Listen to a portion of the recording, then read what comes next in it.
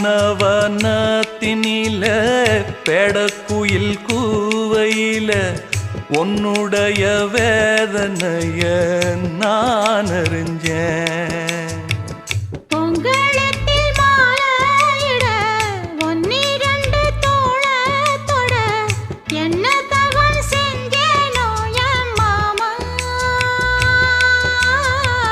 வண்ணக்கிளி கையத்தொட சின்ன சின்ன கோலமிட உள்ளம் மட்டும் வழியே நானே, உள்ளம் மட்டும் வழியே நான்.